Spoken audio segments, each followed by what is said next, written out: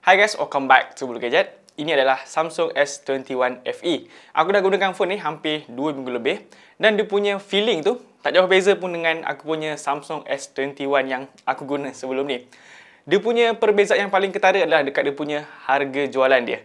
Yang ini jauh lebih murah. Siap dapat cashback lagi RM350. So aku beli yang 128GB. Jadi harga jualan dia ialah RM2,899. Tolak dengan cashback. So aku beli phone ni dengan tanda harga RM2,549 je. Yang varian 256GB tu harga jualan dia ialah RM3,099. So dah tolak dengan cashback. Korang kiralah sendiri berapa. Kalau korang tengok video unboxing aku untuk phone ni, aku ada bagi tahu yang aku agak kecewa untuk S21 FE ni. Itu sebab chipset yang digunakan ialah Exynos, bukan Snapdragon. Macam dekat Samsung S20 FE yang sebelum ni, dia menggunakan chipset daripada Snapdragon.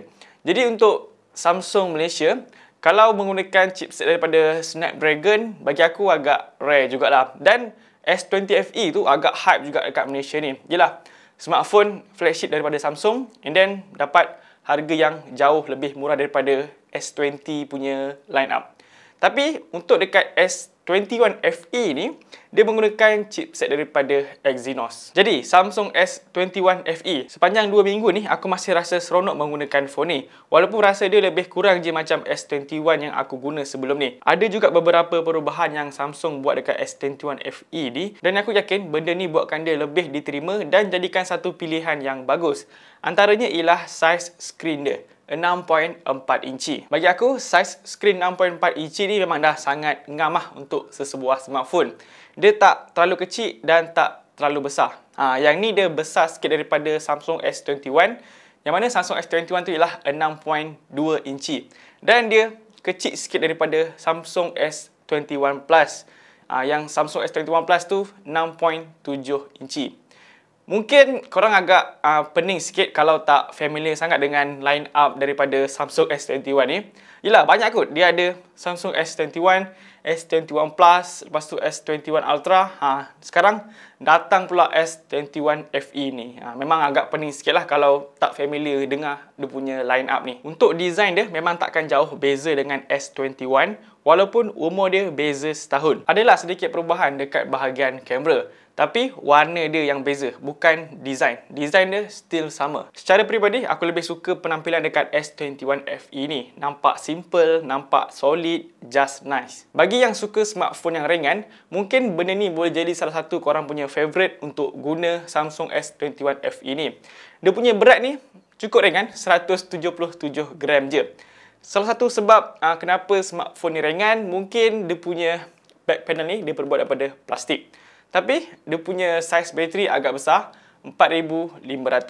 But still, ini adalah sebuah smartphone yang ringan dan compact. Sedap lah untuk pegang sebelah tangan je. Untuk skrin dia, Samsung memang master lah dekat bahagian skrin.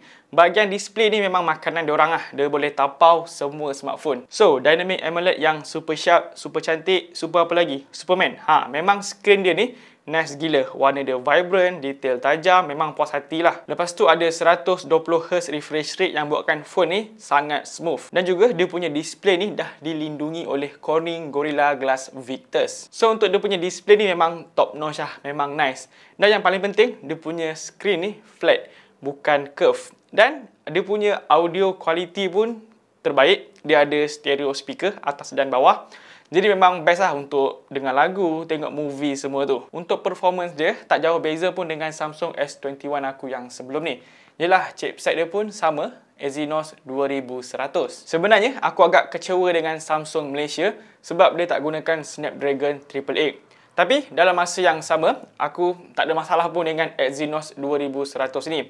Dia masih lagi chipset yang flagship, dia masih lagi mampu berikan performance yang baik. Dan kalau kita gunakan phone ni dengan kerja-kerja yang berat, still ada rasa suam-suam tapi tak terlalu panas.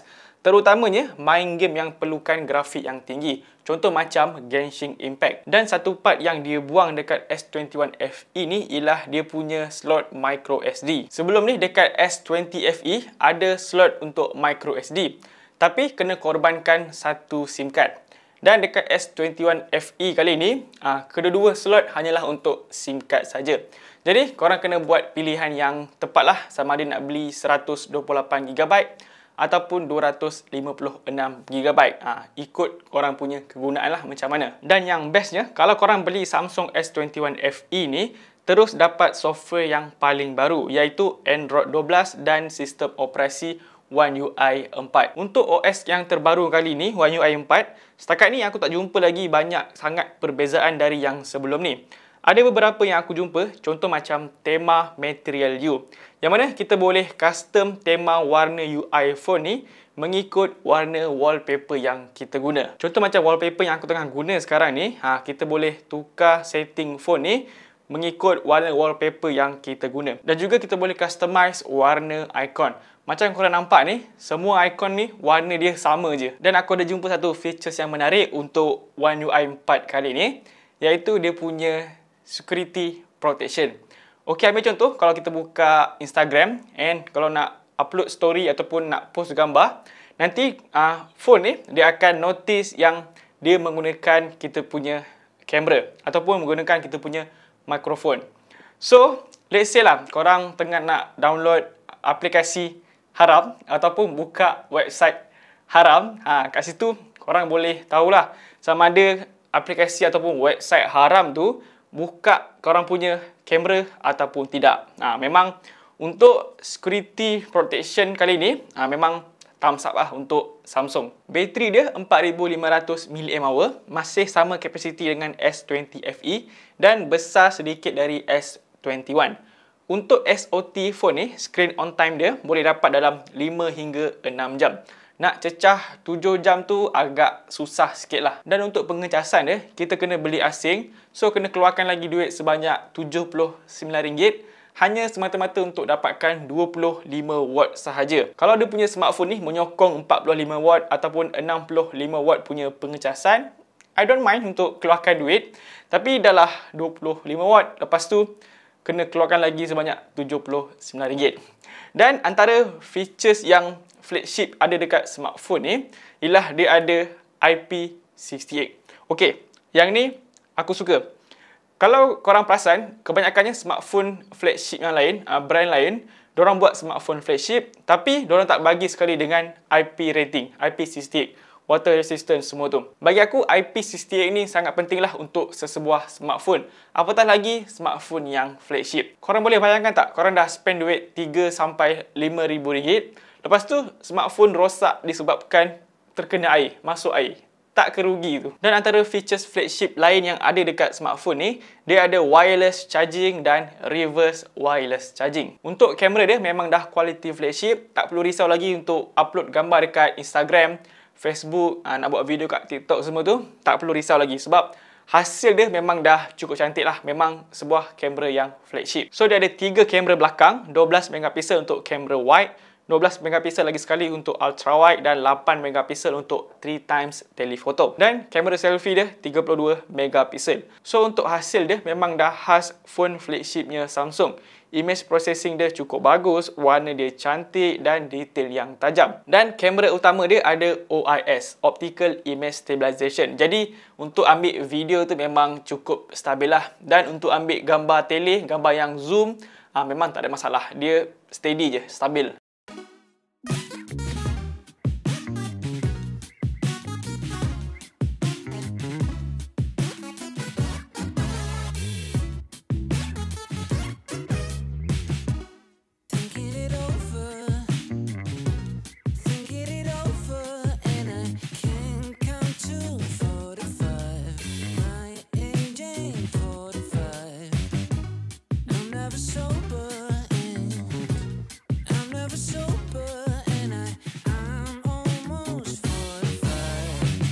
Jadi, pada soalan dia, adakah berbaloi untuk beli S21 FE ini? Pada pendapat aku, berbaloi je untuk kita beli S21 FE ini. Apatah lagi kita dapat cashback sebanyak RM350. So, untuk sebuah smartphone flagship ni, aku hanya spend RM2,549 je.